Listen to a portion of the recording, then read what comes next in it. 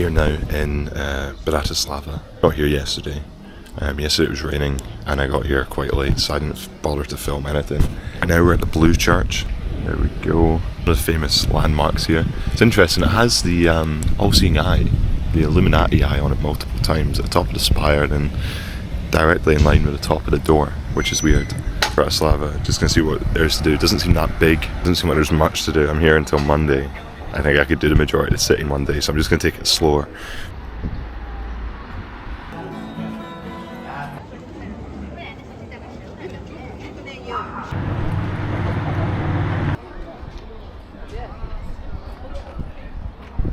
So this is the main castle at the top of the hill. It's very nice. You see views right over the city, mainly into the more brutalist looking kind of communist section.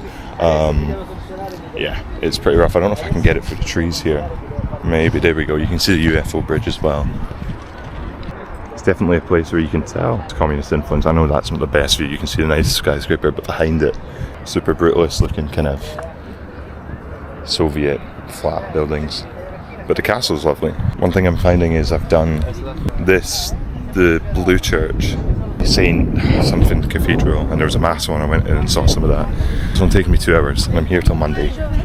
So I think there's some activities on at the hostel where they're maybe going to a USSR bunker later, so I might go to that because I just want something to do.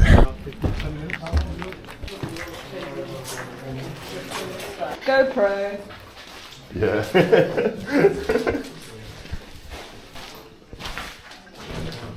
Oh shit.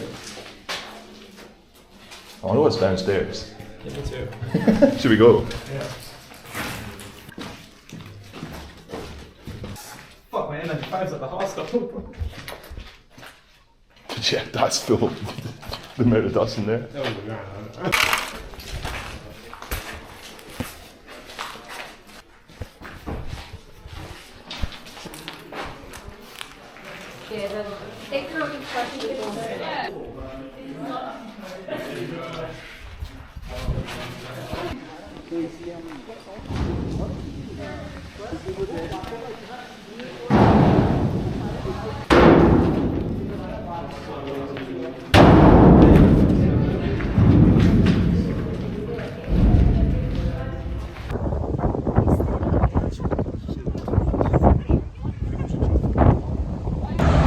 So, as you can tell, I don't look my greatest right now. Turns out I was checking out a day earlier than I thought in Bratislava. So I'm not showered. I'll get a shower when I get to Vienna. I got woken up by a staff member, like, yo, you're not supposed to be in this bed, I'm supposed to be cleaning it. And I was like, oh, didn't know that. So yeah, waiting on the bus now. I missed my original bus because of this, because I thought it was Monday, but I booked it for today as well. But luckily, they go like multiple times an hour. Packed up, ready to go. Another lesson learned. Again, the only mistakes I've made have been small ones, other than the bed situation in Krakow. Nothing to worry about, I guess. But yeah, on we go to Vienna, hopefully.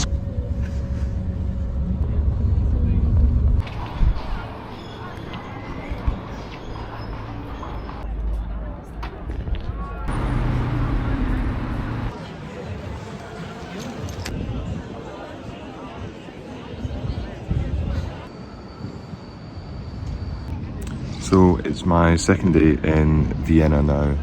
This morning I didn't do much. I had a chill one.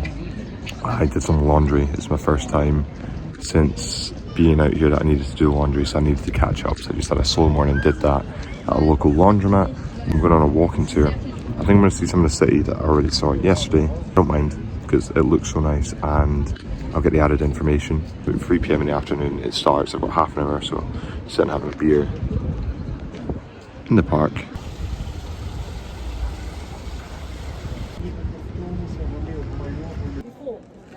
Everybody needs to have state-of-the-art apartment, so it grows around half. This is the poisonous snake. Presidency triggered a lot of international interest. By the way, there's something super interesting in it.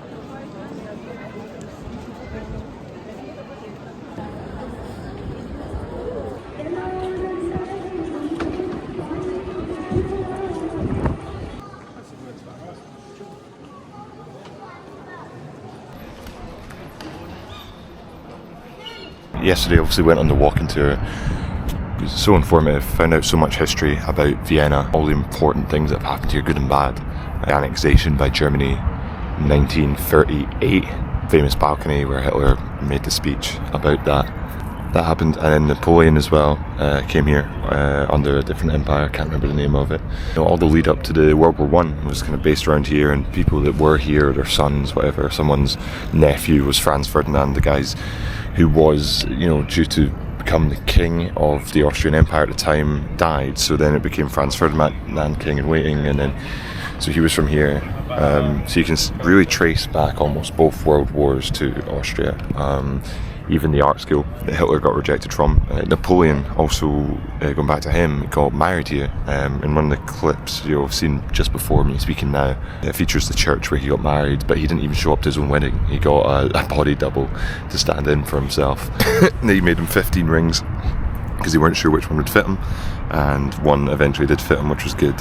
But he didn't even show up to his own wedding, and that was because he married someone to do with Marie Antoinette, because Marie Antoinette also was a daughter, one of 16 children, I think, to, at one point, the queen of what was, I guess, the Austrian Empire as well, which later became the Austro-Hungarian Empire, and then, you know what I mean, it's all interlinked. A lot of European history is very interlinked with the city, and you can feel it. I'm just about to head in now to a museum exhibition about Allied occupied Austria, so after World War II, after all that history, because all the history I had yesterday on the tour was kind of pre-World War II. They didn't really get much past that. They mentioned obviously that it was then occupied by the Allies in a similar way to Germany, and Vienna again in a similar way to Berlin, but the difference was that the Allies, all four, including the Soviet Union, pulled out of Austria 10 years after the occupation started, so about 1954-55. The Soviets weren't on great terms with them at the time.